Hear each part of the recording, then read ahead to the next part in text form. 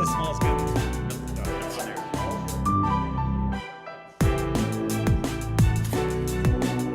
I like that program. Ready?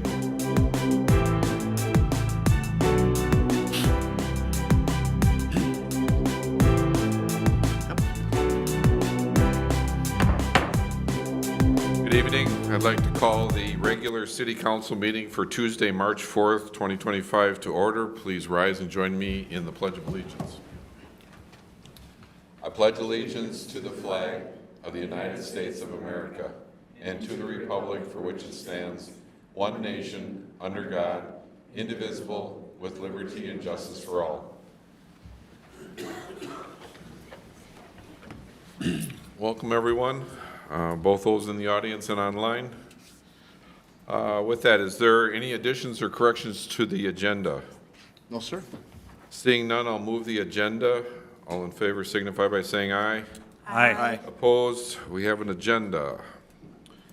First item up is presentations, proclamations, and acknowledgements. I'll turn this over to Mr. Martin.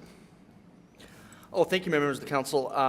I was just going to pull up the presentation for our friends at MVTA because I think as we came in from the city council work session, I failed to do that. So if anybody else has any I threw updates it to they you want to really give, they quick, definitely didn't can. I? Yes, you sure did. Yes, you sure did.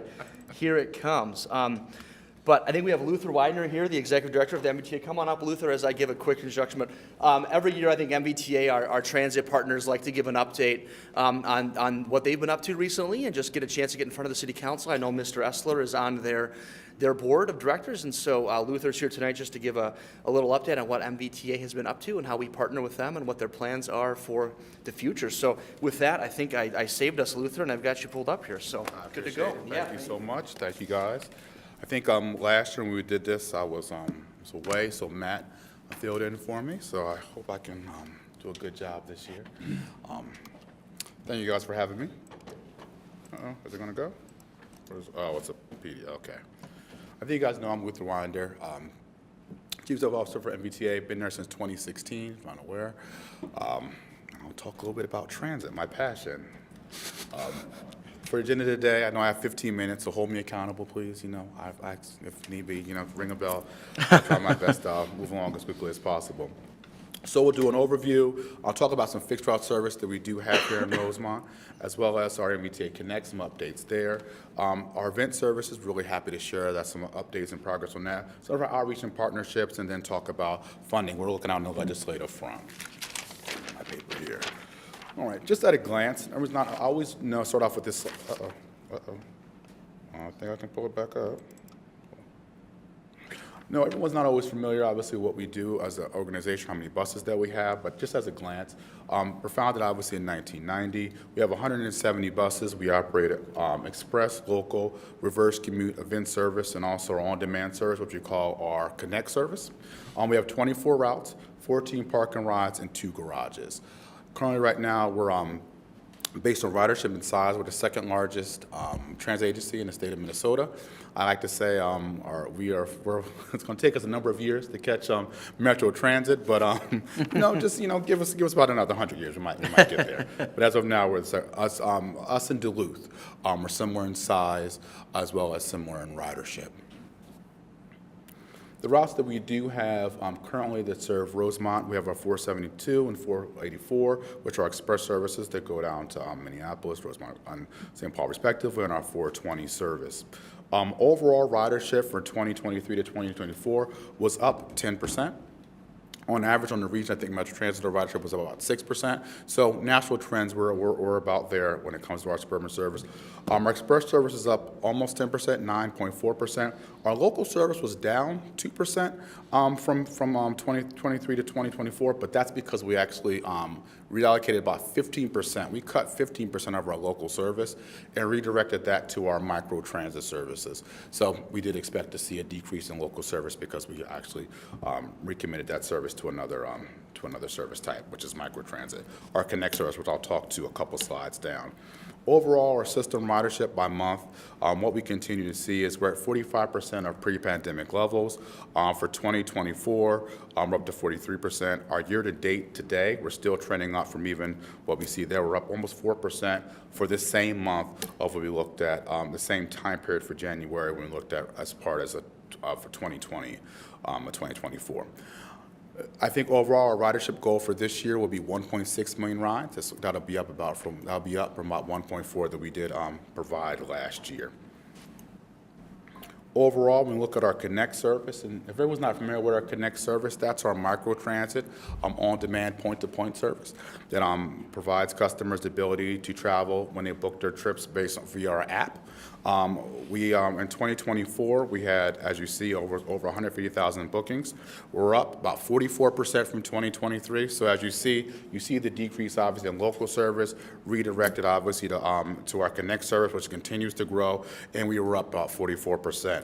Our average daily bookings on our Connect service is about 434, and our average wait time is about 26 minutes. Our goal as an organization is our average wait time to be about 20 minutes or less. Right now, as you see, as we've added buses, we brought the wait time down, but as demand continues to increase, wait times will also tend to increase, and we'll do things like obviously redirecting resources as well as procuring new buses to get that wait time. But we do start to sound an alarm when we get over 30 minutes, but our sweet spot is always being under 20. A little bit about what we have as far as Connect expansion. Some directly touch Rosemont and some touch some of our partner cities here. We have our EJEST. Our EJEST are electric Connect buses that we put in revenue service a few months ago. They are, to date, remember we actually demoed this bus in 2023. We were the first transit agency in the nation to have that bus in revenue service. It just received a couple months ago its federal waiver. We use our state resources, state funds. In the transportation bill, we got some one-time capital funds to procure 5 of these buses. Really excited, happy with them. We demoed it back in 2023. There's been a lot of, we have demoed a few different electric buses, and we've seen and normally they have some really good claims about what they can perform, and then actually we put them on the road, or we take them out, we find out they may be, they're getting there. But we will say when we demoed the EJEST, it's one of the first times we actually demoed a bus that what it prescribed what could do, it did do. For your back in we didn't necessarily have too bad of a winter in 2024, but we had a really severe ice storm in 2023, if people remember, in January. We actually had to pull all of our service off the road, and at the time our maintenance director took out this EJEST vehicle that we were demoing and took out on roads, and it performed at roads spectacularly because even though it's front wheel drive, it's a heavier bus. Because of the batteries that sit down, it performed really well in those inclement weather conditions, and that was one of the main selling points for us too moving forward. No other service could operate, but that bus could. Also, too, a few months ago, we also finally, we have 7 cities which MVTA provides service to. As our partner cities, we finally were able to add our Connect service in Prior Lake and Shakopee.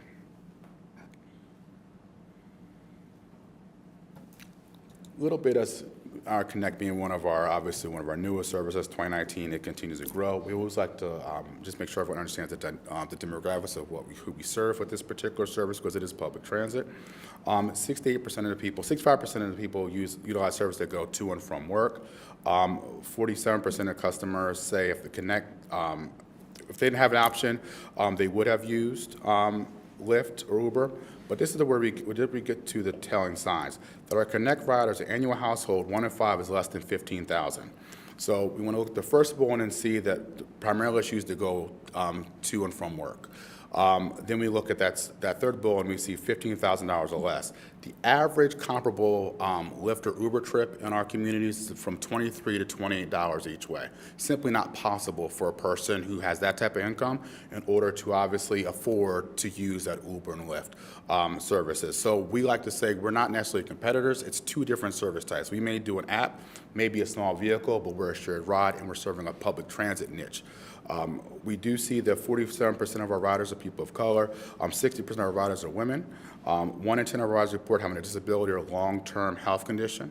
And this is also, we love this metric. When you see almost 45% of our customers are between 35 and 54, which as you see is that prime working age. One of the demographics we still struggle with, but I think we're doing a lot better with our EJS buses because a different bus type. It looks pretty cool. Our electric buses out is our 25 and under demographic. Those individuals are younger individuals. Sometimes when they used to see the older bus, they thought that was for seniors or people who were disabled or what have you. They have to understand that's public transit for everyone's able to utilize that service, and it's app-based. That demographic is continuing to grow for us. Overall, just a bright spot of what, as an agency, what we committed to. Prior to the pandemic, the bulk of our service was express service that went downtown. We've always had a lot of regional events that we actually needed, obviously, the resources as well as the funding in order to serve. We've been really, what we've tried to do is, as we've seen changes in travel patterns, we've been able to reallocate resources, as we did from local service to connect, also to some of our express services to order to expand our event service offerings.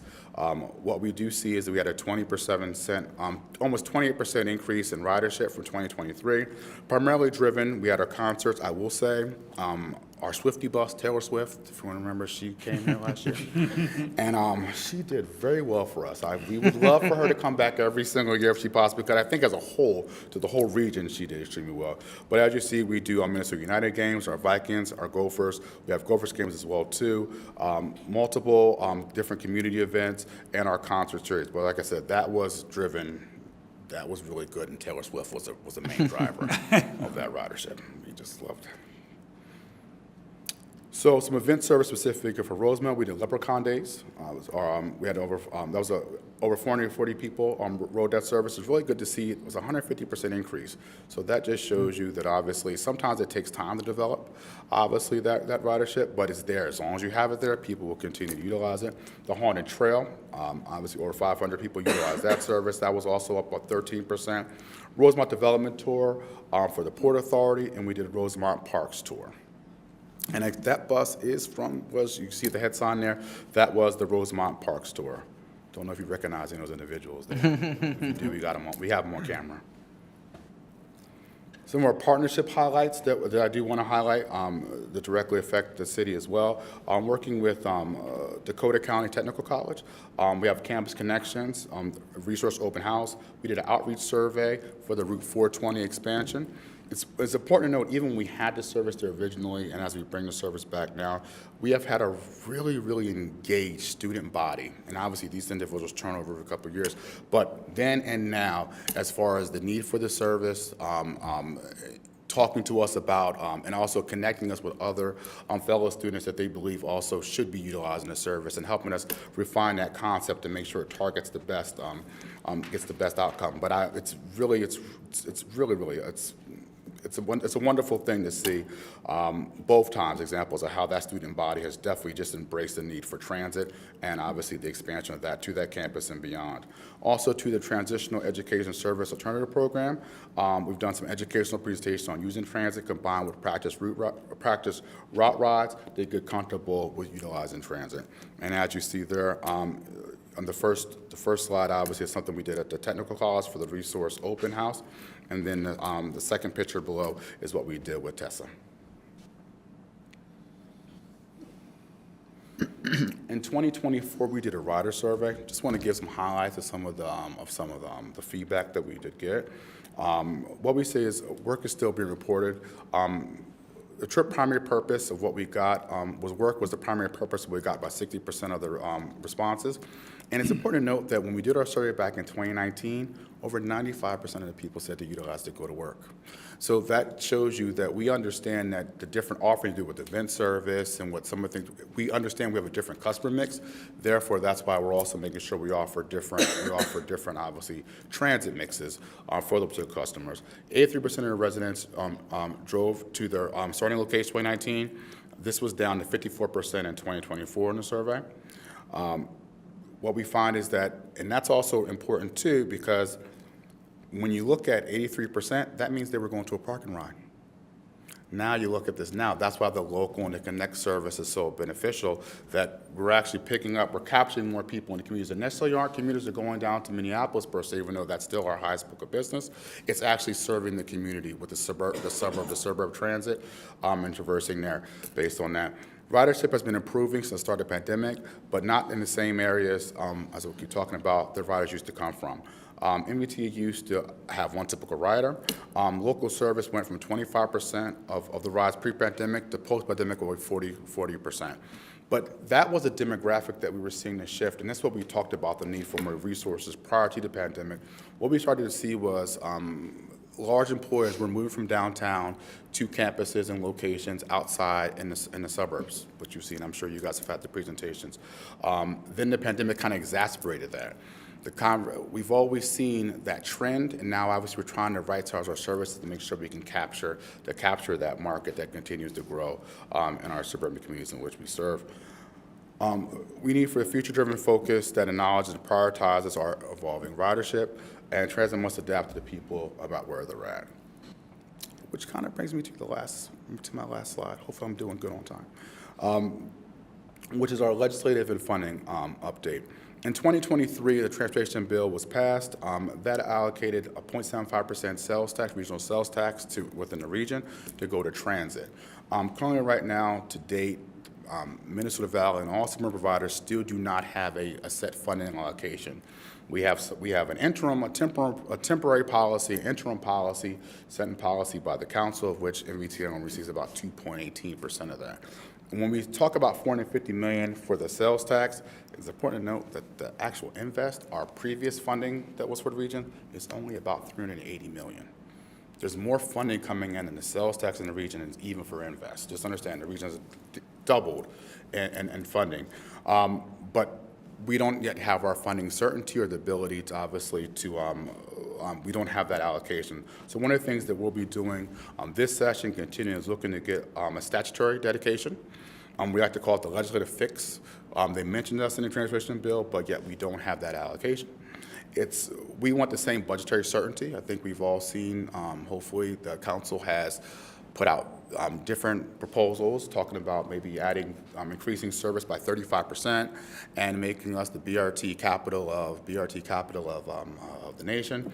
I'd love to stand here and tell you that I'm doing more than just reallocating my local service, the Connect service, or we need that funding certainty so we can also talk about the plans in which we want to do, obviously, to serve Rosemont and our cities accordingly with that budgetary certainty.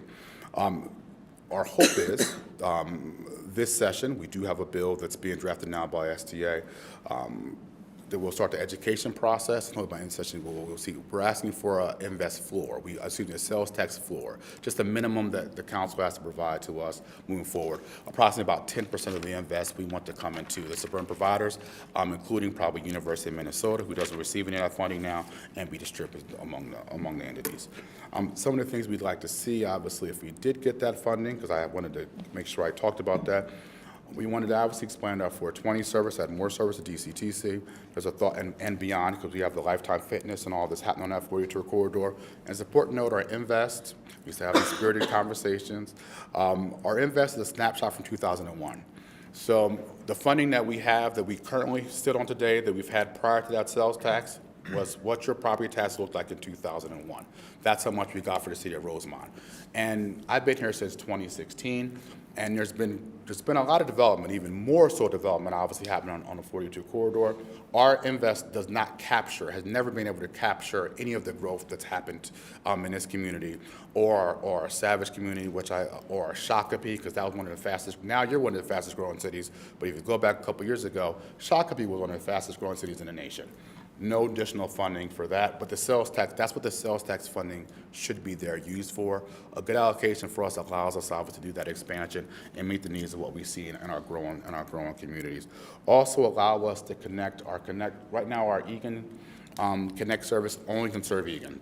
Eagan residents cannot use Connect service to come to Rosemont or go to any of the surrounding cities. The expansion of our Connect, and vice versa. Expansion of our Connect to serve all 7 cities, as well as continuing. One of the challenges and the things I've been asked for numerous times is more service from the parking lot to St. Paul. as well to allow us to expand our express service to St. Paul as well, and some additional trips to Minneapolis. So that's some of the things that we look at. Low-hanging fruit, if we got some additional sales tax, if they handed me a few $1 million, which you need more than that, we could definitely invest and stand up pretty quickly in Rosemont, and we continue obviously to work with the city planners and this board to see where other needs are to be met. But the first thing we have to do is capture some of that funding. Any questions? Thank you very much there. Looking at council, anything to ask questions? Yeah, Luther. One of the things I know we talked about back at one of the goal setting sessions, you guys were looking at over at Pilot Knob, moving one of the for Rosemont, largely for Rosemont residents, just for those that are maybe online. Have you guys decided whether you're going to move forward with that, or are you still contemplating that? We're still contemplating. One of the things that we have a lot of plans. We see a lot of needs, but we want to put service out when we know we're going to have the funding to maintain it if it does well. So it's something that we have, and that's also something we want to that's one of our also high priority items we have to do, but we're still in the planning phase of that. Okay. We're hoping. The council has said either way. They're trying to get us move from interim to a policy, but until we get something in statutes and budgetary certainty, it's kind of difficult to expand any additional service other than Connect. Essentially, what the conversation was that the station over by Pilot Knob, South Target, looking at that as more of a direct into the city versus having to go over to the Apple Valley on Cedar and go up that way. That's what they're contemplating. Just it's closer. Security questions, the location, et cetera. So it's a great station. It's an underutilized station. Yep. I love my predecessor was able to get some CMAQ funding to build that service there on Pilot Knob. Unfortunately, we've just never been able to get any invest funding to actually put some frequent or high frequency service there. I talk about it from a personal standpoint. When I came here in 2016, that area I used to call that my secret target. That's Napa Valley South target. I used to go all the time because no one was over there. That's before all that stuff now you have all the developments, you have the Hy-Vee, none of that, all of that has really grown up in the past 5 to 6 years. And you see the need for service, some levels of service there. You have businesses who are asking for service. We have the parking lot in a great location. Good proximity now is here to Rosemont. Individuals I know from here need to get there because it's a good retail hub there, but just no invest funding because it's newer that's what the sales tax would help obviously building that connection. And then also for the benefit of council and those listening, MVest, he uses that often. Minnesota vehicle sales tax, that's what that is.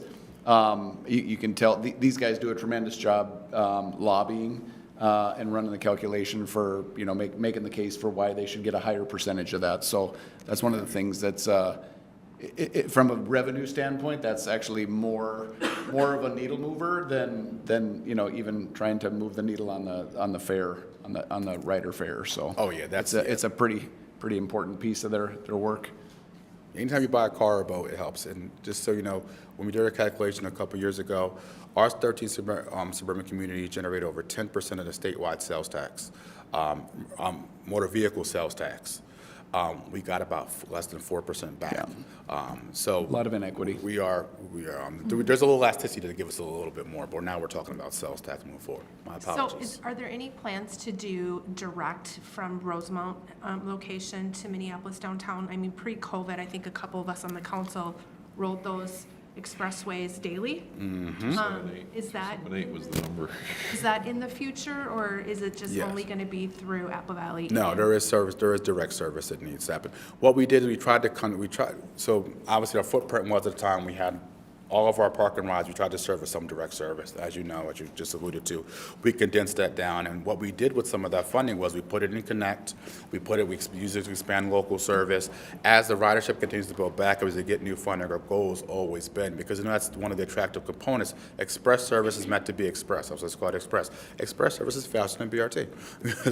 That's bus rapid. We're express. There's a difference. It's like you're in an express lane on the highway. And we do need to make it more direct. So that definitely is one of our, and that as well as direct to Minneapolis, but also St. Paul as well too. Okay. Because even pre-pandemic, that was one of the big drivers from the city about you wanted more service to go down to St. Paul, and we were never able to fulfill that.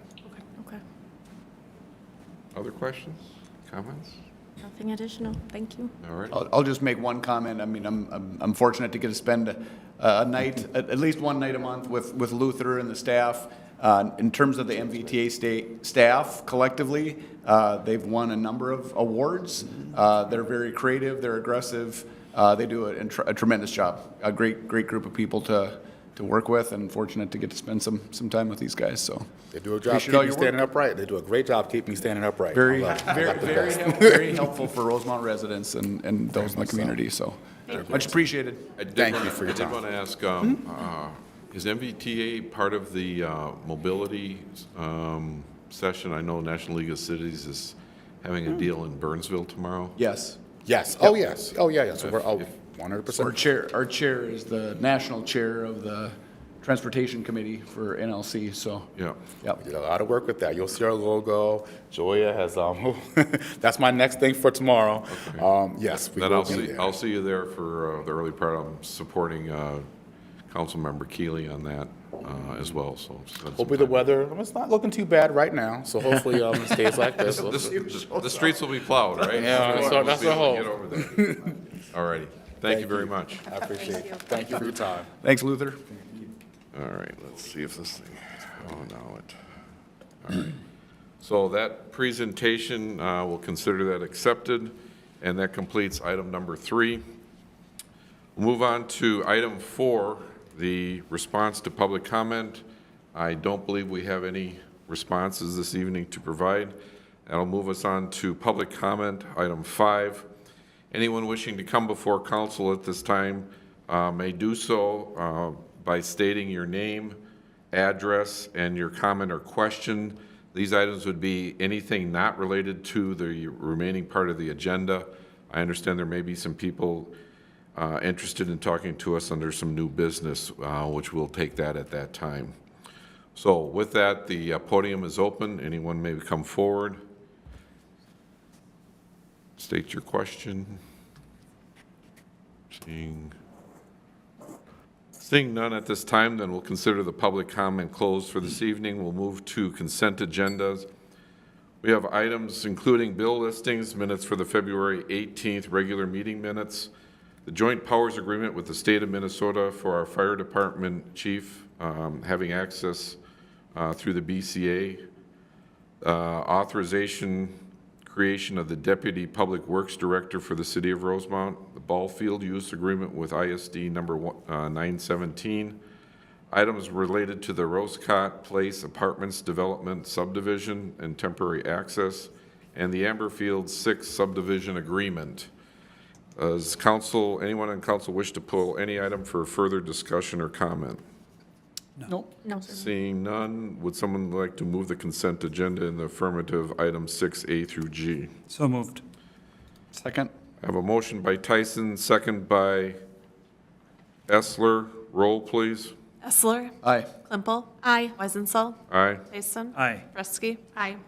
Consent agenda is approved, 5-0. We'll move through public hearings, which we have none this evening. Item 8, unfinished business, and then on to new business, item number 9. The first item up, let's see, let's get to 9A. Where? 9A Magellan, here we go.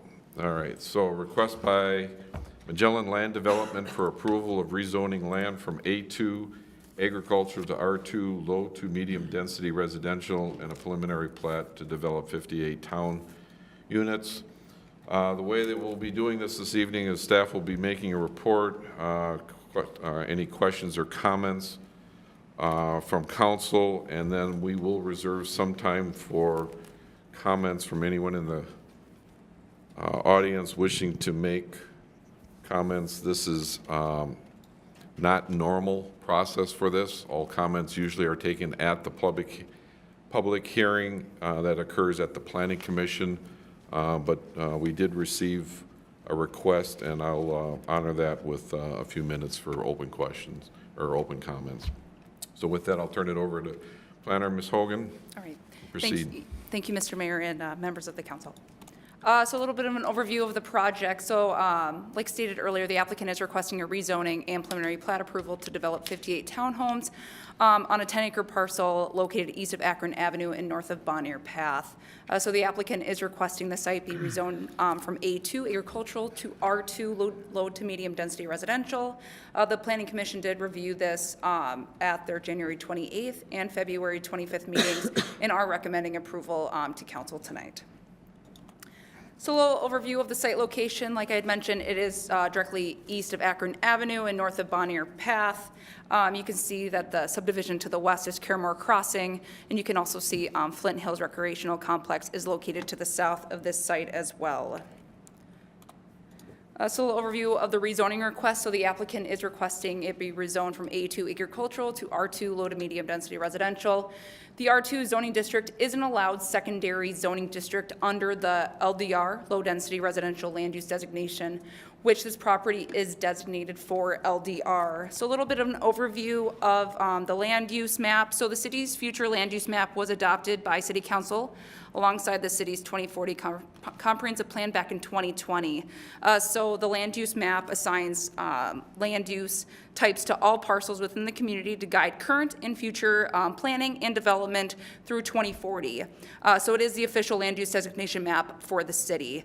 So any new development, redevelopment, change in land use, or change in zoning is required to be consistent with that official land use map. So the future land use designation for the site is LDR, like I had mentioned, and it does allow for a mix of housing types, which includes single-family detached homes, duplexes, townhomes, and twin homes. So you can see that the LDR land use designation does allow for townhomes, which are being presented right now, and it does allow for a maximum density of 6 units per acre, which this project does fall under that 6 units per acre maximum. So a little overview of the site plan. So again, like I had mentioned, the site is 10 acres in size, and the proposed density is 6 units per acre. There are 58 townhome units proposed with a mix of 4 to 6 units per building and a total of 12 buildings throughout the site. The site will be accessed by a single public street that extends east and south off of Akron Avenue, which you can see on the site plan. On the western side, it does state that public street. A private road is shown to extend east to give access to the townhomes throughout the site. There are 3 private drives shown to be extended off that main private drive you can see located on the site plan. And that private drive does end to the east in a cul-de-sac, which gives access back towards the west for private drive and then access to the public street to Akron Avenue. There are 2 stormwater pond management areas shown on site, which you can see is going to be located directly east of that cul-de-sac area and then also south of that public street area. The first phase of development will consist of the public access road off of Akron Avenue, the main private road, both stormwater pondings, and 30 townhome units. The second phase will be the remaining 28 units and the 3 private drives on the south end of that main private drive. So a little overview of parks and open space and as well as landscaping. So the Parks and Recreation Director did review the plans for the project and is recommending that an 8-foot wide trail be benched on the west side of the development along Akron Avenue, which you can see on the western side of this landscape plan. You can see that it's being proposed along that Akron Avenue side. Since the city is not looking to acquire any parkland with this development, the park dedication for this development will be cash in lieu, which is $165,300, which is required as a condition of approval. A little overview of the landscape plan. So the landscape plan does show a total of 226 trees to be planted throughout the site. Some existing trees do need to be removed to accommodate the proposed development and grading. So the landscape plan is required to have replacement caliper inches, which the landscape plan does meet that requirement. You can see that trees are planned to be located throughout the whole site, especially on the northern section of the site and as well on the southern end, acting as a buffer to the neighboring properties, and then also around the cul-de-sac area and also along Akron Avenue. Landscaping is not able to be planted to the east of the stormwater ponding area due to infrastructure that goes north to south in that area. So landscape surety is in the amount of $74,580 is required as a condition of approval as well. So here are a couple renderings that were submitted by the applicant. You can see that the townhomes do have a similar look to single-family detached homes and are similar in height to those as well. So there were 4 different types that were submitted by the applicant. So there are 2 recommendations in front of the City Council today. So the Planning Commission and staff are recommending that a motion to adopt an ordinance amending Ordinance B, City of Rosemount zoning ordinance, to change the zoning of the site from A2 agricultural to R2 low to medium density residential. And then motion number 2 would be to adopt a resolution approving the preliminary plat for Akron Ridge, subject to conditions A through I. I can answer any questions that the council may have. I do know that there are additional city staff members that are here if you have additional questions, and as well as the applicant is present here as well. Okay, thank you. Open up to council members. Anything you'd like to ask staff about? Go ahead.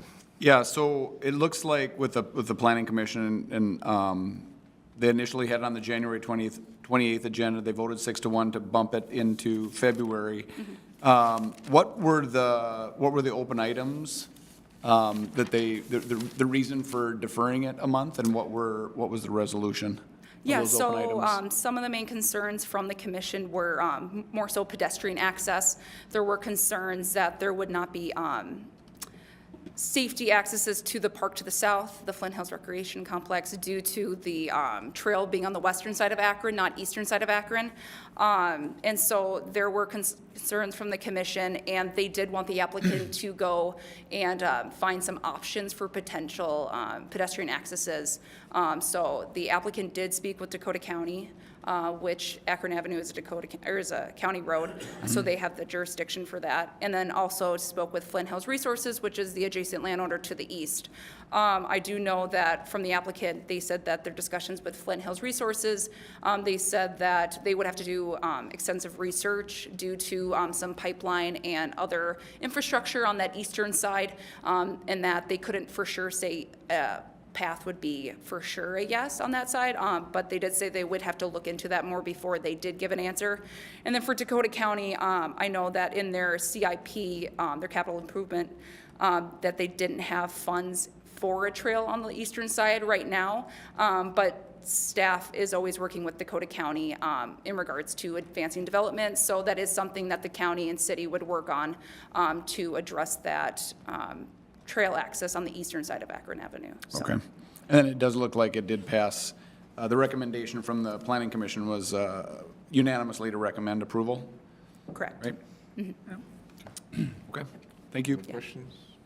And then coming out of the planning commission, then I understand item I was added per the recommendation of the planning commission. Can you talk a little bit about the issues with that property to the south and what you've heard there? Yeah, so I do know that the property owner to the south did have concerns with potential trespassers onto their property, as that Flint Hills Resource Complex was south of that southern property. So there were concerns from that neighbor that, they'd have people going through their property to get to that park. So one mediation that the commission thought would be beneficial would be for the HOA to add in some language, making sure that residents know that that property to the south is private and is not allowed to be, accessed for that property to the south, which the applicant was fine with adding in that language, and adding that as a condition was just to memorialize that as well. Okay, So, thank you. yeah. Questions? None for me.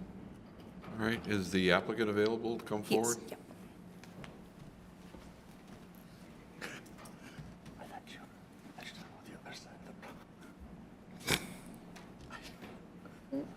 Jason Palmby, Magellan Land Development, 7129 Heatherton Trail, Edina, Minnesota. Anything you'd like to say about the, No, she did a wonderful job, very thorough, and it was vetted quite well by the Planning Commission. They asked some very thorough questions. I had a number of discussions with both Dakota County and Flint Hills, and there's not a hard no, and it's something that is going to be reviewed as we continue to move forward with it. what's the anticipated scheduling for moving forward? Probably starting in mid to late June, with the first phase probably finishing up in August. First That's phase. Pretty quick then. Yeah. And then phase 2, thinking right Probably after? next year. But that's, I would say that's more market-driven. Okay. Where are we going to be in a year? Okay. So phase one is, you said 1 through 30, I think Julia said. So that's actually on the north side, correct? Correct. Okay. So all of that's there. So, okay. So you wouldn't be not the homes on the closer to the Flint Hills, right? It would be closer to you mean the southern, it'll be mass graded, but as far as infrastructure development, it would be just on the northern portion. Right. Okay. Other questions, council? Anything? All right, thank you. Staff, there was one piece, I didn't see it in here. Do you have where the public comment map was that showed where people had, like how many Yes, so we did have 9 public comment letters from the January 28th Planning Commission meeting until the February 25th Planning Commission meeting, and I do have that dotted out. So the yellow is showing what was sent out for public notice. Since the land was zoned agricultural, there was a requirement for a quarter-mile notice send out, so that yellow is showing that quarter mile, and the red dots are showing where staff received public comment. 2 public comments came from the same address, so there's 8 dots right here, but there were a total of 9 public comments submitted to the city between the 2 planning commission meetings. All righty. All right, so with that, anyone wishing to speak on this, we'll open up for comment. Again, just a reminder, council has read the information, seen the information on council or from the planning commission. We would, if there's any additional comments that haven't already been expressed, we'd be interested in hearing those. And so I'll open up the podium for comment. We'll limit it to 3 minutes a person and up to the next 10 minutes. So anyone wishing to speak on this, comments before council may do so at this time.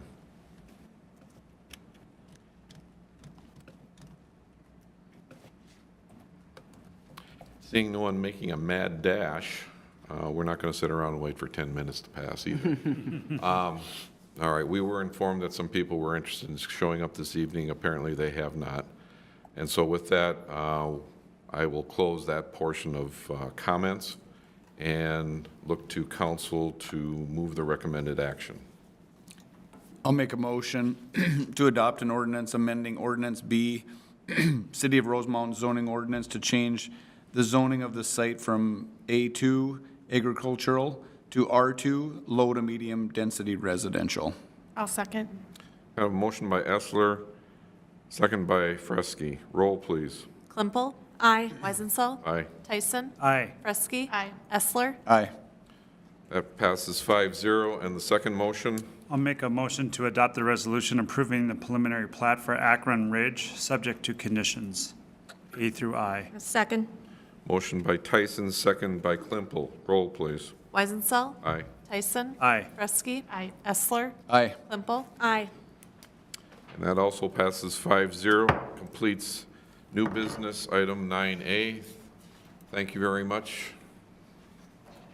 And we'll move on to new business 9B, adoption of the city council goals and strategic direction. Mr. Martin. Thank you, Mayor, members of the council. Happy to be here tonight to give a brief recap of the work that the city council and staff did in January of this year to establish some short-term work plan and initiatives for the years 25-26, and then an adoption of and a reconfirmation of the 5-year strategic plan that the city is operating under. So just a bit of a background, as I mentioned, the 5-year strategic plan for the city council and the city of Rosemount was adopted in 2024, so encompassing the years 2024 to 2029. And then each year, staff and the council meet January, February in either 1 or 2 sessions to discuss kind of short and midterm actions and work plan type initiatives that need to be completed and pursued within each department and division to ensure that we're staying on track for that 5-year strategic goal and vision. So what I'm encompassing tonight and maybe the next 8 to 10 minutes was a 5 to 6 hour meeting that we had as staff and council back in January. So kind of forgive my speed and the high level that we'll do to work through this, but wanted residents to get an eye on what we're up to in the 5-year strategic plan. So Part of what we did too that we really enjoy every year is to reflect on the successes of 2024. And as folks know, we certainly had a lot of successes in 2024, and so had a really nice time just kind of celebrating as staff and council the successes of 2024 and really how that's a confirmation of some of the steps we took and continue to take in pursuit of that 5-year strategic vision. And as I mentioned previously, I think that, this is a really key tool and a key work that we do in providing direction to staff on a day-to-day level as we operate. Council is not here operating on the day-to-day, right? So this is kind of our guidebook and our benchmark for what we're pointing towards. It allows us to be transparent and engaging with our community so they know what your vision is, they know what you're pursuing and what you're telling us to pursue. And it allows us to communicate the city's vision. So if folks start to get into the weeds on this, you'll hopefully see us using some of this language as we communicate, both online, social media, in our quarterly newsletter.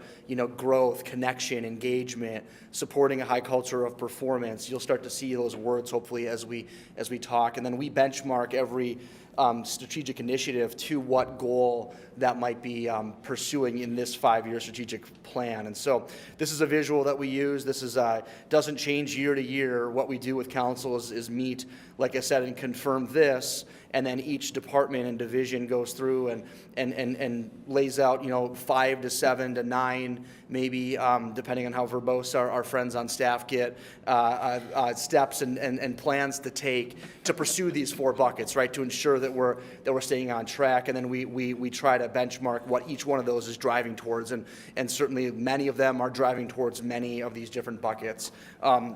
So growth and enhancement of Rosemount, right? That's been a vision of your city, this city council, and city councils for quite a while in Rosemount, and we're seeing that come to fruition. And then kind of everything trickles down from there in terms of how does Rosemount as a fast-growing city continue to operate, continue to be successful. What does it take to do that? We've got to create community connections. We've got to stay connected as a community.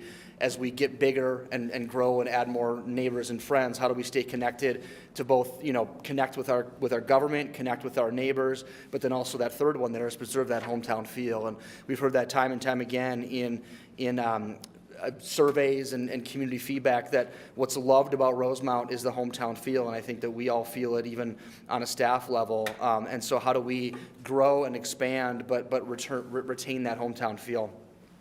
And then those 3 buckets being more kind of outward facing and initiative completing and kind of growth minded. How do we do that from a staff perspective? We have to support a culture of high performance, and so that means that we're trying to be an employer of choice. We're trying to retain the best and the brightest that we have on our staff. We're trying to compensate them the way they deserve to be compensated so they can stay on our team and continue to drive the 3 buckets that are above it. And so that's the 5-year vision. So there was really no work done on that this year, just a confirmation of that. But then to get that done, what does it look like inside of each department, like I said? And so I summarized those, each department into one slide per department at real high level. So starting with police, one of the biggest tasks for 25-26, and it'll be 25, is to finish the transition into the new building. They're operating out of there. It's going well, but it's like anything, you move into a new home and that drawer doesn't close and we're missing blinds on that window and things of that nature. And so a $58 million building is missing a couple sets of blinds and a couple spots where we're trying to fix some things. But the building is a gem and it's going very, very well, but we're just finishing that transition. Part of Chief Dahlstrom's goal for 25-26, as directed also by the council, is to continue our focus on emergency management. So we've gone through a plan update for our emergency management plan. This aligns with our new fire chief as well. But continue to focus on being prepared for what we do, and one of the most important things we do is public safety. And if and when a tragedy of any sort of kind of status happens, are we ready for it? And included in that is a tabletop with both council and staff key players, but then also the police and fire department will be involved, public works department will be involved with a county-wide operation this fall as well, to do a broad scale tabletop and a real life scenario of a crisis in Dakota County. So critical work there. And then Chief Dahlstrom often says this phrase here, take care of the people who take care of the people. And so how are we doing that inside the police department? So this is recruitment. We have a recruitment team turned up so we can make sure to keep finding the best police officers we can find. We've pursued and were awarded 3 grants from the state of Minnesota. That's that acronym there, IC POET. So those are folks that are pursuing second careers or retraining to become police officers. So that's been a great way to help us recruit. And in a challenging recruitment market in police, how do we find the best and the brightest to keep Rosemount PD the top shelf agency that it is and will continue to be. Rolling out a K-9 in 2025, which is a really exciting process that you'll hear more about from Chief Dahlstrom. And then again, to keep the police department supported, how do we get a policy manual that tracks state mandate changes and requirement changes to keep them in line and with what the state of Minnesota expects the police department to operate. Fire department, we have a new fire chief, and so one of the goals of 25-26 is to continue to onboard and learn from our new fire chief, which has been going wonderfully, and he's just an awesome addition to our team. As Chief Springer is here, we'll begin the work on completing, or starting and then completing our analysis of future fire staffing needs. As Rosemount grows, what does the future of the Rosemount Fire Department staffing makeup look like? And this isn't, this is some sort of combination type department to ensure that our paid on call folks are respected but have a good work-life balance as best they can, and then ensure that we're giving the public safety requirement that we need of a city of our size. And again, take care of the people who take care of the people. And so how is Chief Springer looking at that? Staff development. So we've got, I think, 9 staff right now in an EMT program, so getting them trained up to be EMTs and have more and more EMTs on our fire department. So the folks that show up to a car accident or a medical or have a higher level of medical training. And then there's a program in the fire service called the Blue Card program, where it's a scene management standard that fire departments are starting to adopt. Chief Springer is looking into that with us. And so if you go to a fire in Apple Valley or Eagan or Burnsville or Rosemount, the way that you set up and assess a scene when you show up on it is universal across fire departments. And so our partners can support us better. And it's just a pretty tried and true way to set up and respond to a fire scene in terms of how do you flank a fire and a building and things of that nature. And then a look at our asset management, our equipment analysis to make sure that the firefighters have the equipment and the assets that they need to do the job. Community development, you just heard Julia talking about the 2040 comp plan. We're off to the 2050 comp plan pretty soon here, and so that work will begin, and a lot of engagement with both Planning Commission, City Council to start the 2050 comp plan process. So a large undertaking, but we're ready for that, and it drives so much of what we do. Keep looking at growing the city's toolbox for economic development and how do we support the growth that we've seen and continue to see. So what tools are in the Port Authority toolbox? What sort of levy tools do we have? We have our grant program from the excess TIF dollars recently that we've gotten used to kind of being able to utilize and implement in certain projects. And so how do we keep doing some of those things? And then on the staff side of things, looking at some technology advancements that make processes, more less staff intensive and more focused on allowing staff to do other things. So we're looking at permit software to continue to upgrade that and expand that. Our guys and gals are so busy out there processing permits and doing inspections. How can we use technology to make that go as smoothly for them as possible? Parks and Recreation, continue with our wonderful high-quality trail systems. So Dan and his team have a lot of trail investments planned in partnership with the county and with building out our system to ensure that we keep those connectivity and that community connection, that bucket that you saw, keep that going.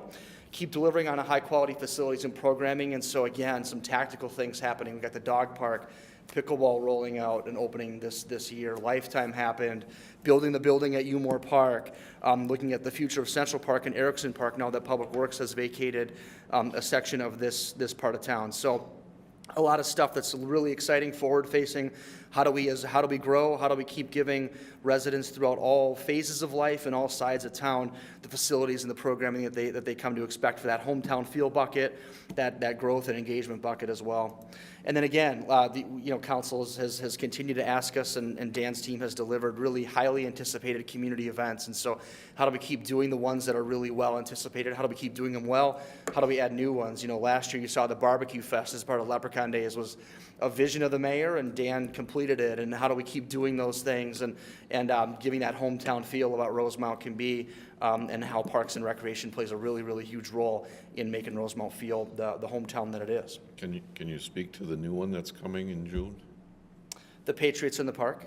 Patriots in the Park. Yeah, certainly. It's a partnership with Beyond the Yellow Ribbon that the Park and Rec Department is supporting as well.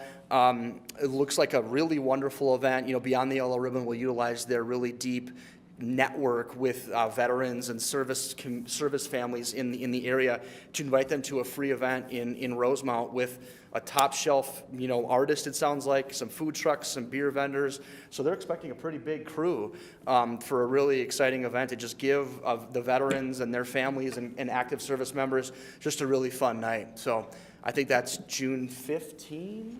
June 10. I was close. June 10. Great Tuesday, shout out to right? something new that we're bringing to town. Yep, thanks for mentioning that. So I think that was, nope, I got Public Works. I gotta finish that.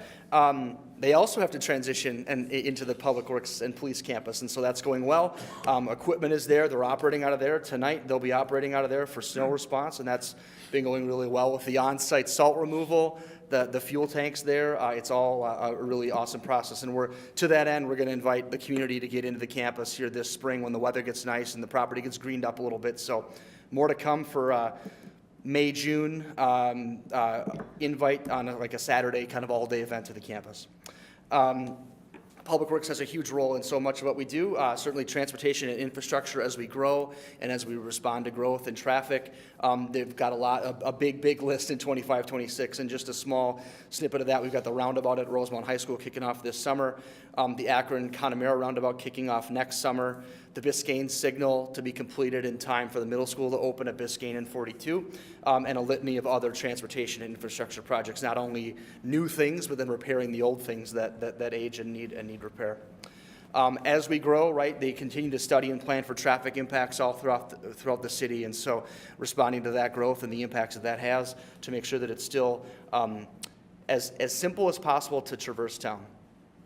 Folks don't often realize the really deep role that Public Works plays in responding to economic development and community development type projects. And so we meet with folks like Meta out at Project Bigfoot. They want to talk to Public Works maybe even more often than they want to talk to our community development team. And so I like to just shine a light on that to say that people don't realize the deep role that Public Works plays.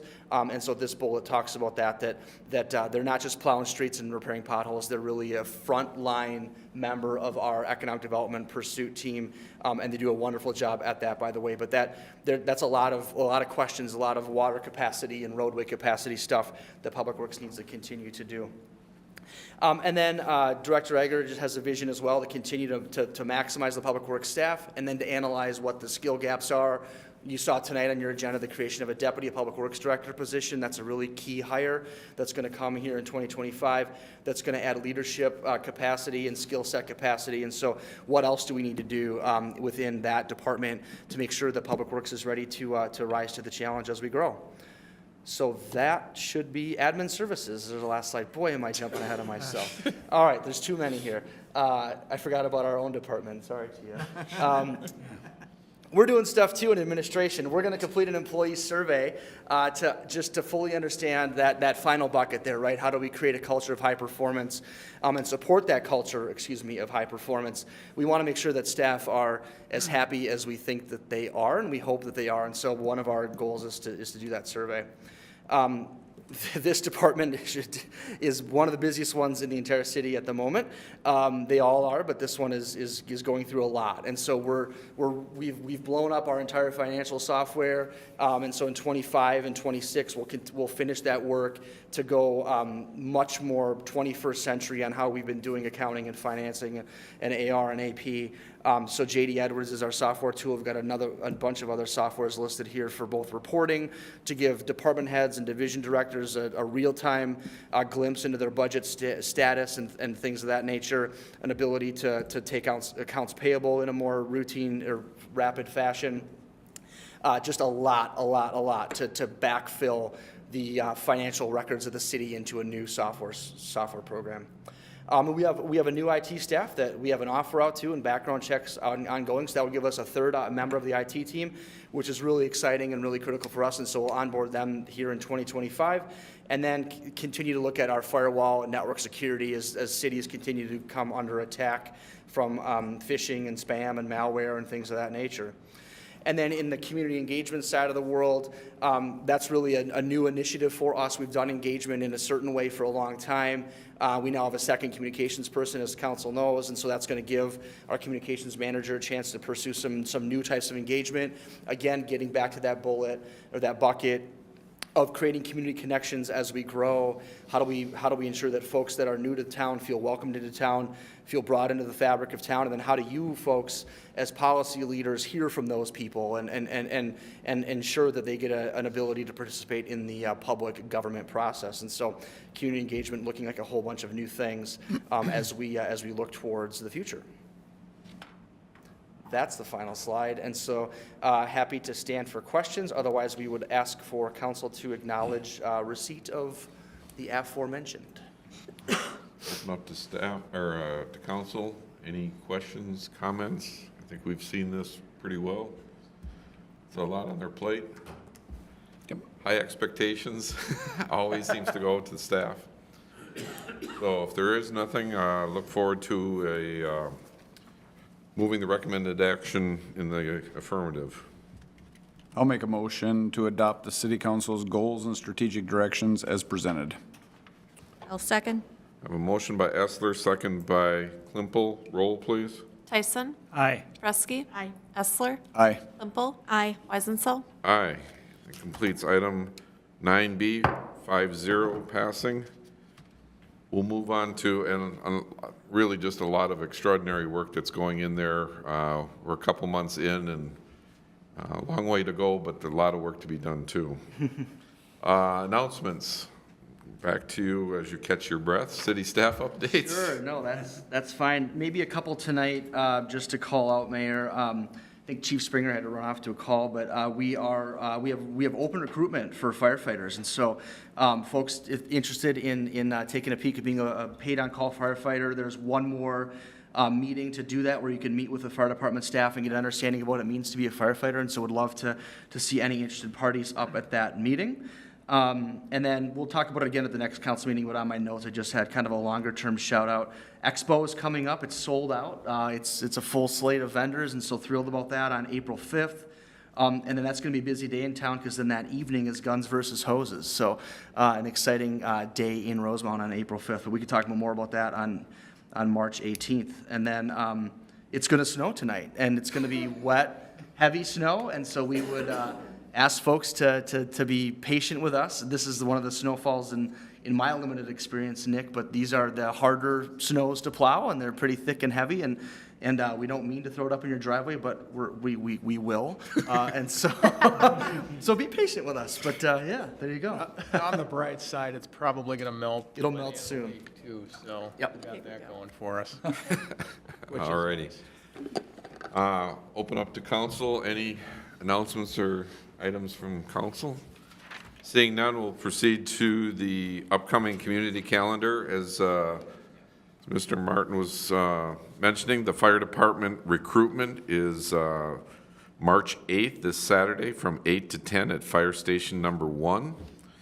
We will have our next Planning Commission meeting on March 17th from 6:30 to 7:30. This is a week earlier due to the school spring break. Port Authority will be on March 18th, 6 to 7 here at City Hall, and then our next City Council meeting will be on March 18th. Following the Port Authority meeting, we will be at 7 to 8 o'clock. With that, if there is no other business to come before council, I'll move to adjourn. Second. I have a motion and second. All in favor signify by saying aye. Aye. Opposed? We are adjourned. Thank you.